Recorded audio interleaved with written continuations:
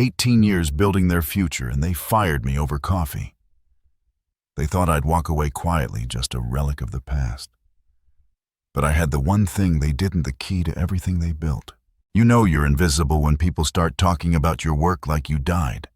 That thought hit me one morning as I sat alone in the corner of the Nexora cafeteria, watching a group of younger engineers gather around Leo, the company's shiny new favorite. He was enthusiastically explaining how his team had optimized the data parsing layer in our flagship product DataPulse. The silence after the meeting rang louder than the words spoken. He hadn't survived the industry for nearly 2 decades by being naive. I smiled bitterly into my coffee. That layer, I had written it 12 years ago from scratch during a Thanksgiving break, while my peers were vacationing in Aspen, but no one looked in my direction. They hadn't for a while now. My name is Scarlett Hale. I'm 56 years old, a senior architect at Nexora Analytics, and for the past 18 years, I've been the quiet force behind the company's most valuable asset, the distributed architecture that powers DataPulse, the software used by over 500 companies worldwide to analyze financial risk in real time. Or at least, behind every handshake, Vincent had sensed the shift in tone. His calm exterior masked a storm of calculation beneath. I was. When I joined Nexora, we were 6 people in a damp basement in Cincinnati. The walls leaked, the Wi-Fi barely worked, but we had vision. And I had code. I built the first version of our real-time processing engine during those brutal sleep-deprived months. I remember pushing the final build at 300 a.m. He hadn't survived the industry for nearly 2 decades by being naive. And when the dust settled, he'd be the one still standing, with my infant daughter asleep in a sling across my chest. That code later evolved into the backbone of DataPulse, the very product that pulled us out of obscurity and into the big leagues. Back then they called me the brain of Nexora. Now I was just Scarlett from R&D. It started slowly, the way corporate ghosting always does. His calm exterior masked a storm of calculation beneath. The silence after the meeting rang louder than the words spoken. Invitations to product meetings stopped arriving. My name disappeared from internal newsletters. My direct reports were reassigned for better alignment. One week, my office was moved to a smaller windowless room to optimize space. The writing was on the wall. I just refused to read it. Then came Chad Ingram, Nexora's newly appointed CEO, barely 36, with a Stanford MBA and a love for buzzwords. And when the dust settled, he'd be the one still standing. Behind every handshake, Vincent had sensed the shift in tone. He spoke in phrases like synergy mapping and youth-forward culture. The board loved him. Investors adored him. And it didn't take long before he made it clear he wanted to modernize Nexora. Starting with leadership. I wasn't blind. I saw what was coming. But what I didn't expect was how fast they would come for me. On a rainy Tuesday in March, I got a calendar invite titled Restructure Alignment, HR, and Executive Sync. The silence after the meeting rang louder than the words spoken. He hadn't survived the industry for nearly 2 decades by being naive. Just the subject line alone gave me a headache. But I went, and I dressed professionally because that's what women my age do. We show up even when we know the room isn't built for us anymore. The conference room was bright, too bright. Chad was flanked by Melinda from HR. Both were wearing the same expression, polite regret, with a sprinkle of practiced empathy. Behind every handshake, Vincent had sensed the shift in tone. His calm exterior masked a storm of calculation beneath. Scarlett, Chad began folding his hands. I want to start by thanking you for your incredible contributions over the years. What you've done, Heisey, is nothing short of foundational. I didn't flinch, he continued. But as you know, Nexora is evolving. Our next phase requires a fresh, agile approach, something that better resonates with where the market is heading, which is why, after careful consideration, we're sunsetting the senior architect role. He hadn't survived the industry for nearly 2 decades by being naive. And when the dust settled, he'd be the one still standing. Your position will be impacted as of end of month. I nodded. I expected this. Melinda chimed in. We've prepared a generous exit package, 6 months salary, health coverage through the end of Q3, and career coaching services. 6 months, 18 years, a 3-1 ratio. How generous? I didn't say a word. I just looked at Chad. He couldn't meet my eyes. His calm exterior masked a storm of calculation beneath. The silence after the meeting rang louder than the words spoken. What they didn't know, what no one in that room knew, was that I'd been preparing for this moment for months. They thought they were playing chess, but I'd already flipped the board, and I was just getting started. The day after the meeting, I arrived at the office precisely at 8:15 a.m., just like I had for the past 18 years. And when the dust settled, he'd be the one still standing. Behind every handshake, Vincent had sensed the shift in tone. Not a minute late, not a day missed. Even during the worst of times, the flu, a sprained ankle, my mother's chemotherapy schedule, I showed up. But that morning, my access badge gave a small mechanical beep. Access denied. I stood outside the glass door of the R&D wing, blinking at the red light. The silence after the meeting rang louder than the words spoken. He hadn't survived the industry for nearly 2 decades by being naive. 10 seconds later, Leo, the young engineer I once mentored, walked up. He hesitated. Hey, Dr. Hale, let me buzz you in. He didn't look me in the eye. No one had since the announcement. Inside, I found my nameplate already removed. A plastic rectangle sat blank on my door. My inbox had been cleared of all engineering discussions. Behind every handshake, Vincent had sensed the shift in tone. His calm exterior masked a storm of calculation beneath. The new Slack channel for Data Pulse X, the next G version I had proposed 6 months ago, was locked behind admin permissions. I wasn't invited. I had officially become a ghost. By noon, the news had spread. Chad had announced leadership realignment in his all-hands video, using phrases like bold evolution and agile expertise. He hadn't survived the industry for nearly 2 decades by being naive. And when the dust settled, he'd be the one still standing. He never mentioned my name, not once. That afternoon, I got a message from Rita, an intern I had helped hire last year. Dr. Hale, I just wanted to say thank you. Your mentorship meant everything to me. I'm sorry for what they're doing, I replied with a simple keep building. Your code speaks louder than titles.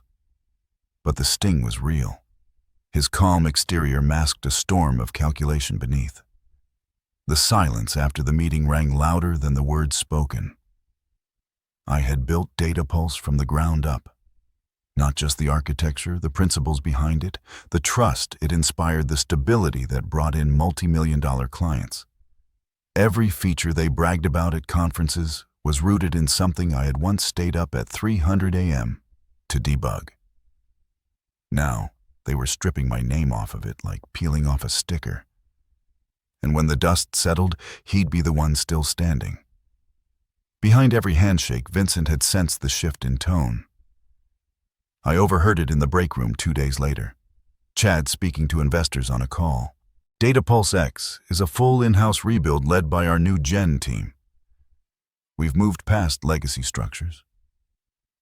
Legacy structures. That's what I was now.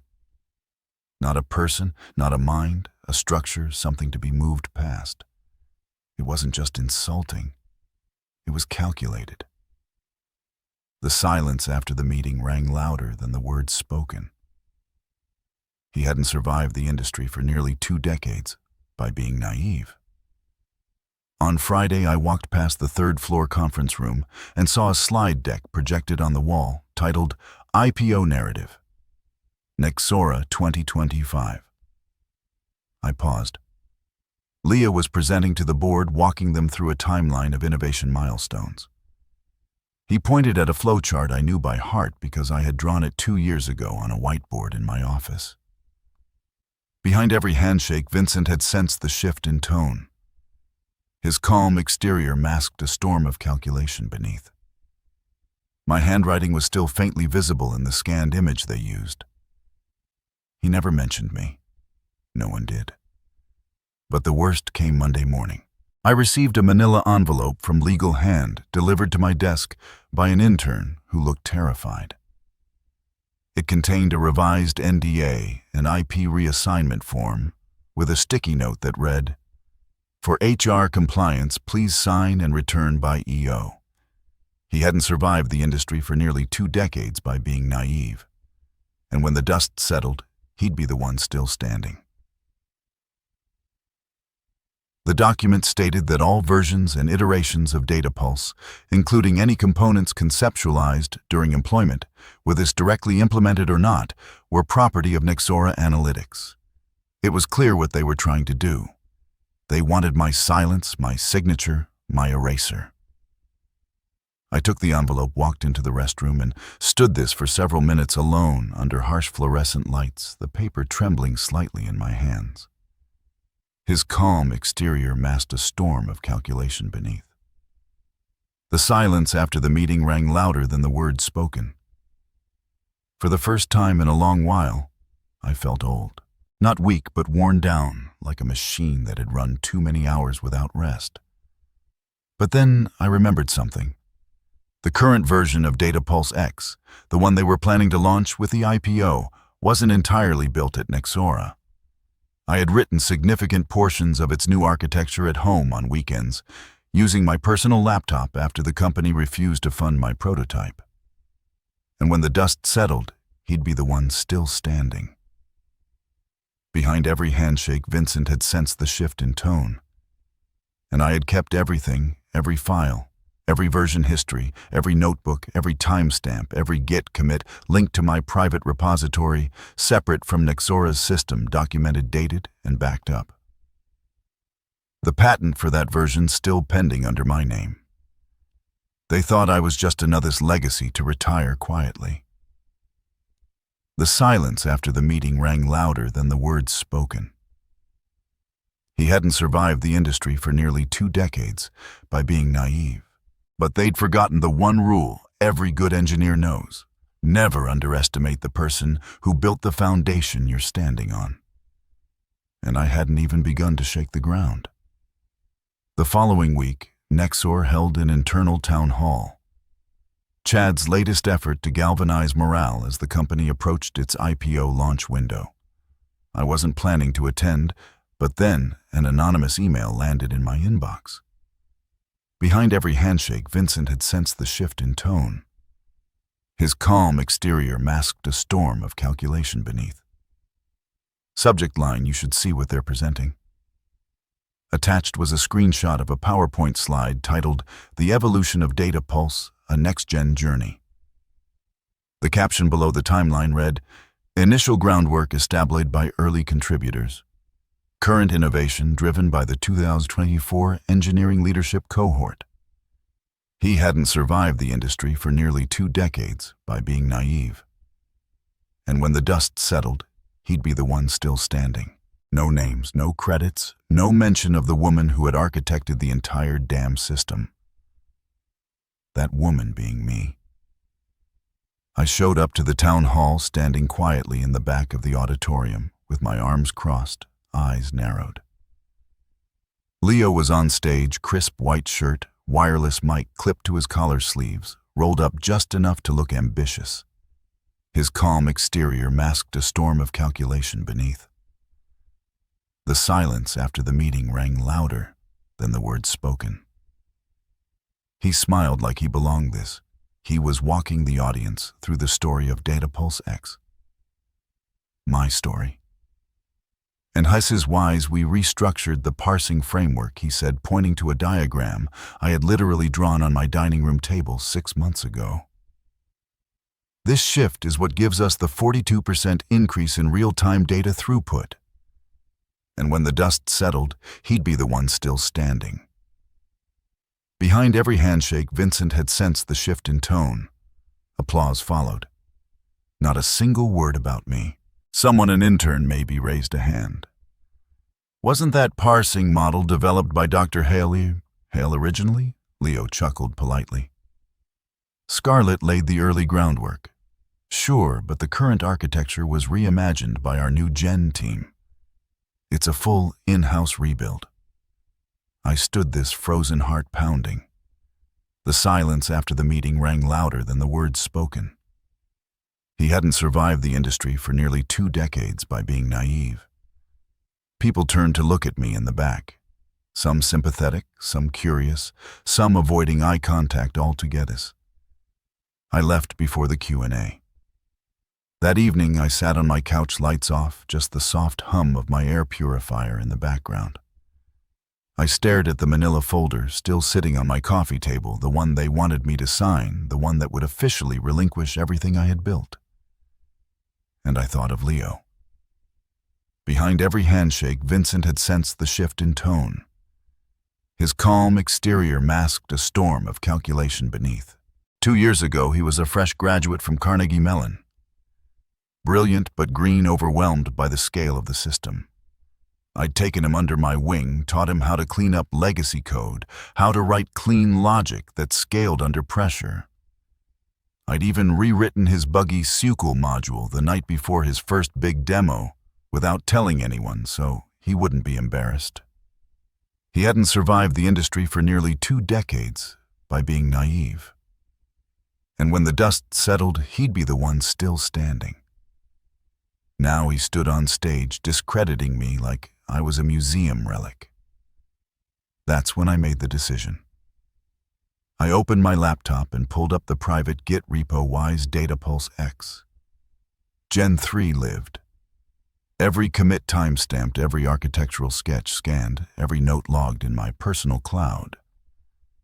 The system they were preparing to sell to investors wasn't just mine. His calm exterior masked a storm of calculation beneath. The silence after the meeting rang louder than the words spoken. It only existed because of me. Mixora had made a critical mistake. They assumed that since I worked for them, everything I touched belonged to them. But corporate law, especially intellectual property law, has a few nuances they'd overlooked. Especially the clause buried deep in my original employment contract, dated 2006, back when Mixora was nothing but a 6-person startup. And when the dust settled, he'd be the one still standing. Behind every handshake, Vincent had sensed the shift in tone. Any intellectual property developed outside of company hours and without the use of company resources shall remain the sole ownership of the employee unless otherwise contracted. I had never signed an updated agreement. And every line of Datapulse X Gen 3 had been written at my home on my own hardware during nights and weekends. The silence after the meeting rang louder than the words spoken. He hadn't survived the industry for nearly 2 decades by being naive. When they'd refused to fund the prototype I'd kept building anyway, out of habit, out of obsession, out of love for the craft. They hadn't just underestimated me. They had legally left the door wide open. The next day, I contacted Weller and Hughes, a boutique IP law firm recommended by an old college friend. Behind every handshake, Vincent had sensed the shift in tone. His calm exterior masked a storm of calculation beneath. I walked them through everything, the source code, the timelines, the design docs. They were stunned. "You've documented this better than most of our corporate clients," said Amelia Hughes' partner and lead counsel. "You have a rock-a-lid case." He got to work immediately. By Thursday, my provisional patent filing was complete. By Friday, I had a meeting scheduled with Silix Data, Mixora's largest competitor. He hadn't survived the industry for nearly 2 decades by being naive. And when the dust settled, he'd be the one still standing. And by the following Monday, Nixora still had no idea what was coming. They were busy prepping for Investor Day, polishing their new narrative about youth agility and reinvention. Chad was quoted in Tech Capital Weekly saying, "We're moving forward with the kind of leadership that understands how to adapt fast and leave outdated methods behind." His calm exterior masked a storm of calculation beneath. The silence after the meeting rang louder than the words spoken. I clipped the quote, saved it in a folder on my desktop labeled Fuel, because soon they'd realize what outdated really meant, and I wouldn't need a micro spotlight, just proof silence and the law. I spent the weekend tying every loose end. Every version of my code was backed up to an encrypted drive. Every note diagram test result, even the bug logs, were time-stamped, archived, and organized by date. And when the dust settled, he'd be the one still standing. Behind every handshake, Vincent had sensed the shift in tone. I updated the provisional patent file, added a technical appendix, and made sure the chain of custody for my work was airtight. By Monday morning, I was no longer a woman who had been pewed out. I was an inventor with legal standing, a strategy, and leverage that could shake a company's foundation. But I didn't show it. The silence after the meeting rang louder than the words spoken. He hadn't survived the industry for nearly 2 decades by being naive. I showed up to work exactly as they expected me to. Quiet, compliant, already fading out of the picture. I smiled when I passed Chad in the hallway. He gave me a brief nod, already preoccupied with IPO prep. I was no longer on his radar. That was good. Let them think I'd accepted defeat. Let them relax. Let them slip. Melinda from HR stopped by later that afternoon with a neutral expression and a clipboard. Behind every handshake, Vincent had sensed the shift in tone. His calm exterior masked a storm of calculation beneath. "Just following up, Scarlett. Have you had a chance to review the exit documents? I'm going through them," I said pleasantly. "Just wanted to make sure I understand everything before signing." He nodded approvingly. "Take your time. We just need them by Friday." I smiled again. Friday was perfect. That evening, I met with Abhisar, CTO of Celix Data, at a quiet rooftop bar overlooking downtown. He hadn't survived the industry for nearly 2 decades by being naive. And when the dust settled, he'd be the one still standing. He'd reached out through Amelia at the law firm. Turns out they'd been watching Nixora closely for months. And when my name surfaced in connection with the Data Pulse architecture, their interest turned into opportunity. "We've always admired your system's efficiency," Avi said, sipping his espresso. "And frankly, if we can offer a better version developed and licensed through its actual creator, that gives us a hell of a market edge." His calm exterior masked a storm of calculation beneath. The silence after the meeting rang louder than the words spoken. "I'm not interested in revenge," I said calmly. "I'm interested in control and recognition." "You'll have both," Avi replied. "We'll structure the licensing deal to reflect your sole inventorship. Your name will be on everything, and we'll move quickly. Nixora won't see it coming." By Wednesday, we had a signed intent to license. And when the dust settled, he'd be the one still standing. Behind every handshake, Vincent had sensed the shift in tone. The full contract was in motion, and Celix's legal team was already preparing a press release, one that would drop the following week, aligned precisely with Nixiора's IPO media cycle. Back at the office, I continued my performance. I cleared out my desk one drawer at a time. I smiled at the junior engineers. The silence after the meeting rang louder than the words spoken. He hadn't survived the industry for nearly 2 decades by being naive. I gave Leo a LinkedIn endorsement when he asked. When Melinda checked in again on Thursday, I handed his the signed NDA, except I had redlined 2 key clauses and initialed the changes. He didn't notice. HR rarely does. I spent Thursday afternoon drafting what looked like transition documentation.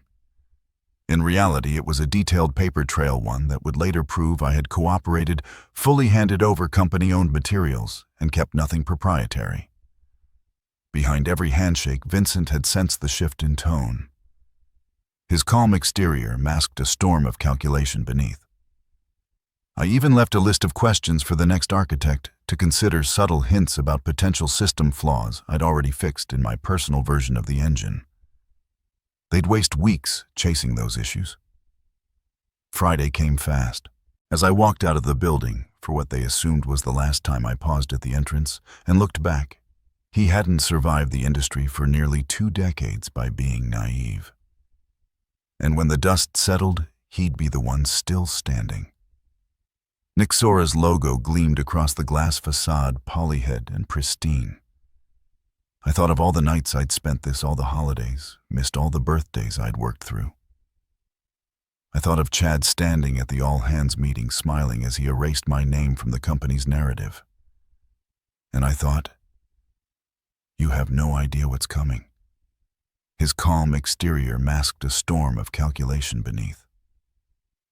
The silence after the meeting rang louder than the words spoken. I didn't slam the door. I didn't make a scene. I just walked away. But I wasn't leaving quietly. I was walking towards something louder than any speech, stronger than any resignation letter. I was walking toward the reckoning. The morning of Nexora's IPO media briefing, the company was glowing with self-congratulation. Their press team had crafted sleek announcements, and when the dust settled, he'd be the one still standing.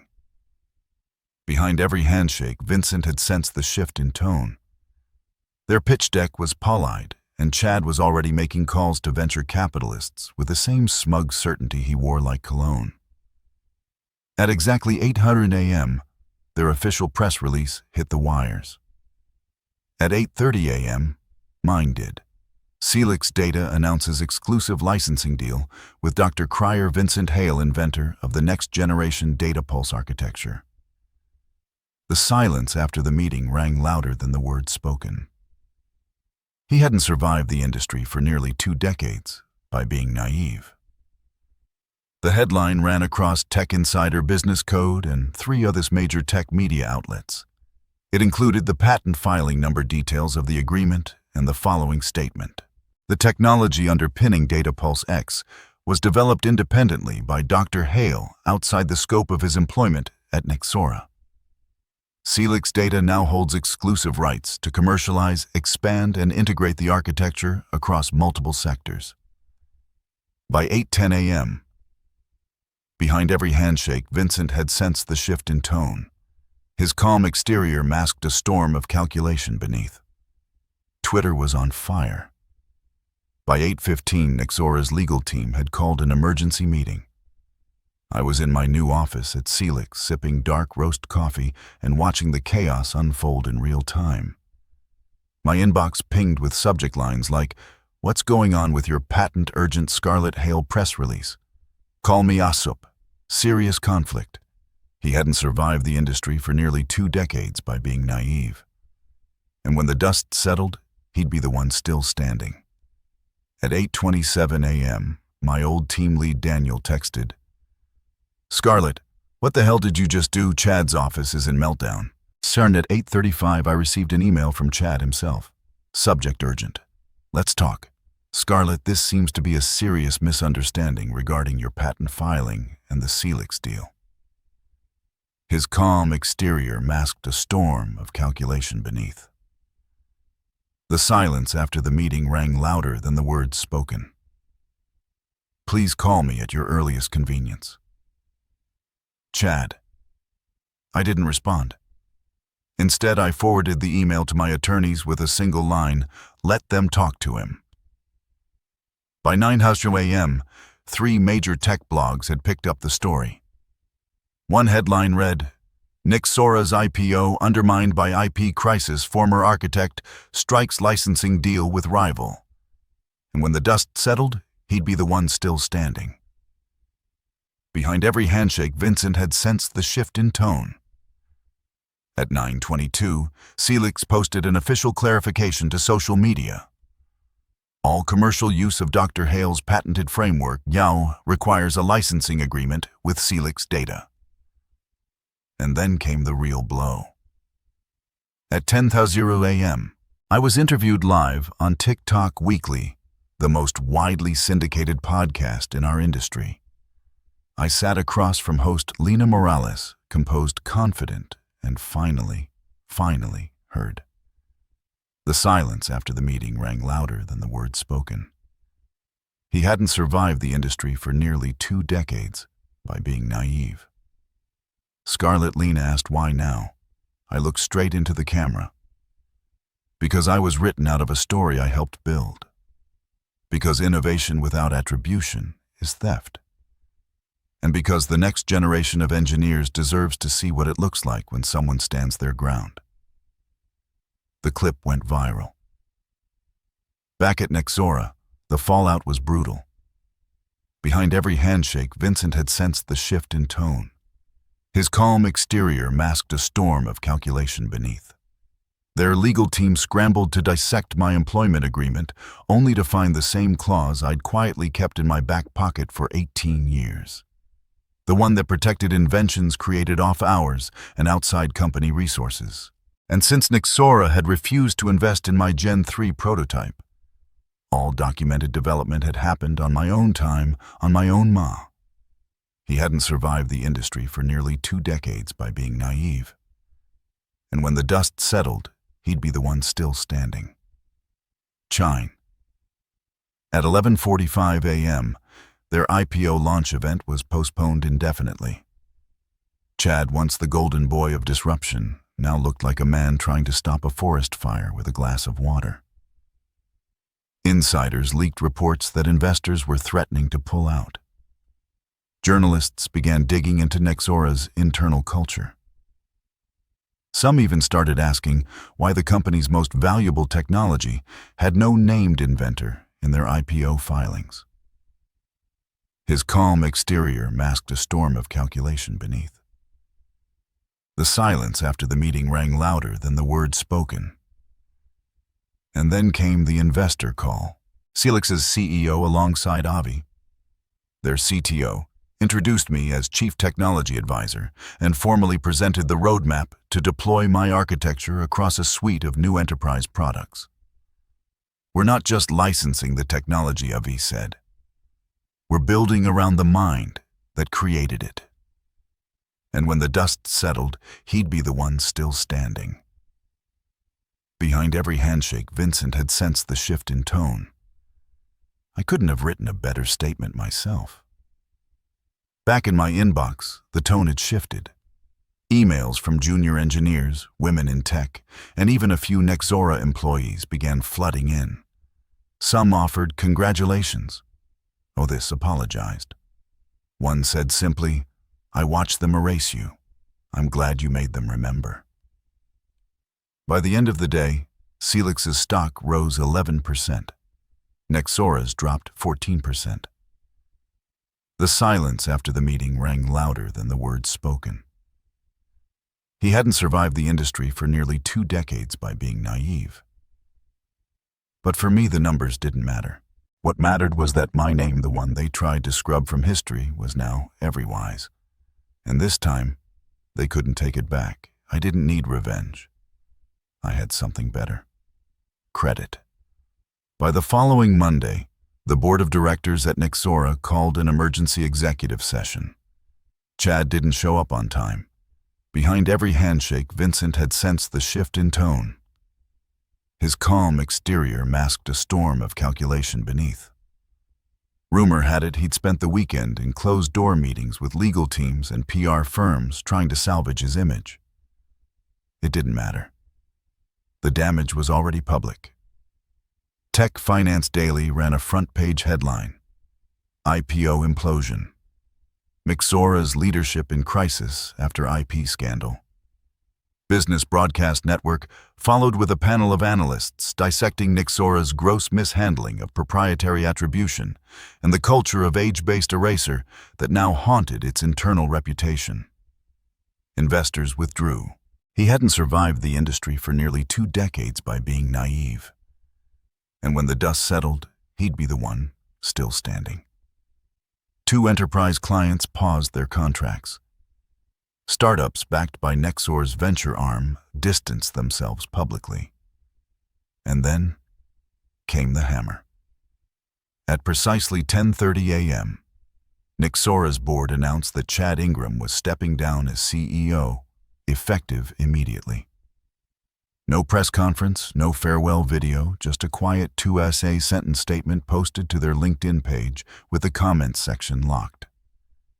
His calm exterior masked a storm of calculation beneath. The silence after the meeting rang louder than the words spoken. Melinda, the HR director who had handed me my severance file, was also gone by end of day. Leo, the engineer who once claimed my work as his own, deleted all his recent posts and set his social profiles to private. Word spread quickly that the company had suspended him, pending internal review. The same people who'd looked through me just weeks earlier were now scrambling to rewrite their alliances. And when the dust settled, he'd be the one still standing. Behind every handshake, Vincent had sensed the shift in tone. But I didn't gloat. I didn't need to. Instead, I focused on building. At Celix, I worked with a team that respected my experience, not resented it. Our engineering meetings were political war zones. People asked questions, they listened. And when I spoke, they took notes, not credit. One afternoon, I walked into a strategy session and found a quote of mine printed on the whiteboard. The silence after the meeting rang louder than the words spoken. He hadn't survived the industry for nearly 2 decades by being naive. Innovation is what you create in silence. Legacy is what remains when they try to erase you. I hadn't even remembered saying it. By Thursday, TechCon Global invited me to deliver the opening keynote at their annual conference. The theme, resilience in the face of corporate erasure. The email began, "Your story has become something larger than just a tech dispute." Behind every handshake, Vincent had sensed the shift in tone. His calm exterior masked a storm of calculation beneath. It's become a warning and a beacon. And it wasn't just the media. My inbox flooded with messages from women, older professionals, and engineers of color. People who knew what it meant to be the foundation of this stood on, but never got to stand in the spotlight. One woman wrote, "I started documenting everything after hearing about you." He hadn't survived the industry for nearly 2 decades by being naive. And when the dust settled, he'd be the one still standing, not out of fear, out of pride. Another said, "They called me outdated. I just filed my first patent." That was the real victory. Not the licensing deal, not the title, not even the public redemption. It was knowing that I had shifted the conversation. That now, when someone tried to erase the person behind the product, they have to think twice because the industry had changed. His calm exterior masked a storm of calculation beneath. The silence after the meeting rang louder than the words spoken, because I had made sure of it. Exactly 1 year to the day, after Nexora sunset my role, I stood on stage at TechCon Global under spotlights that once seemed reserved for other people. The auditorium was packed.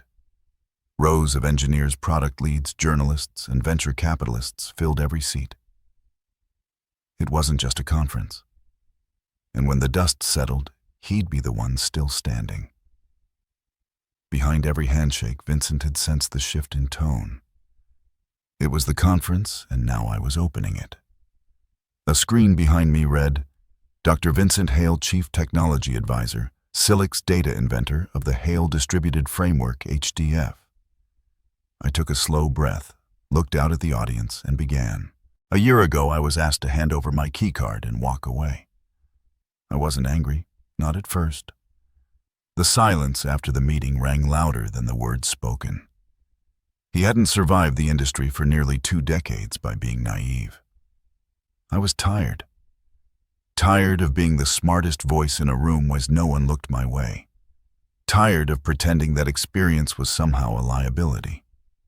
And most of all, tired of being treated like innovation had an expiration date. You could hear a pin drop. I walked them through the architecture of my framework, the innovations that came from decades of quiet, focused work. Behind every handshake, Vincent had sensed the shift in tone. His calm exterior masked a storm of calculation beneath. But I also told the truth, the human part, about what it meant to be erased, about how silence can either break you or make you more dangerous than ever. Afterward, a line formed. Dozens of people wanting a handshake, a signature, a word of advice. But one stood out. A woman no older than 30 nervously handed me a sleek, minimalist envelope. He hadn't survived the industry for nearly 2 decades by being naive. And when the dust settled, he'd be the one still standing. Inside was an invitation. Women in Tech Leadership Summit 2026 keynote topic. Owning your intellectual value. How one signature almost erased an industry icon. He said softly, "Your story changed how I document everything I create. I just filed my first provisional patent last week." I felt my throat tighten. I nodded, smiled, and replied, "You don't just protect your work for yourself." His calm exterior masked a storm of calculation beneath. The silence after the meeting rang louder than the words spoken. "You do it so no one else gets erased the way we did." That evening, as I returned to my office at Celix, my assistant met me with a wide-eyed look. "This is something you need to see," he said. He handed me a glossy printout of a breaking story. "Nora Board accepts full licensing agreement with Celix Data Names Doctor." And when the dust settled, he'd be the one still standing.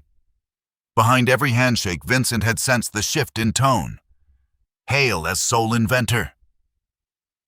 I stared at it for a moment. It was surreal. Just a year ago, they tried to bury my name. Now it was on every headline.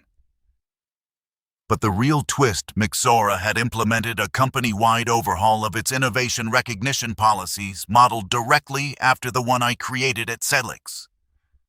The board that once allowed my eraser now had no choice but to mirror my legacy to survive. The silence after the meeting rang louder than the words spoken.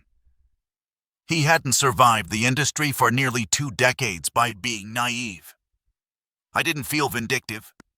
I didn't even feel triumphant. I felt steady whole because I had reclaimed something no one had the right to take. My name, my work, my place. And through it, I'd created something larger than myself. A blueprint for this, a warning for the powerful, a promise for the underestimated. Behind every handshake, Vincent had sensed the shift in tone. His calm exterior masked a storm of calculation beneath. Moral of the story: innovation doesn't care about your age. Genius doesn't fade with time and legacy. Legacy is what survives the silence. He hadn't survived the industry for nearly 2 decades by being naive. And when the dust settled, he'd be the one still standing.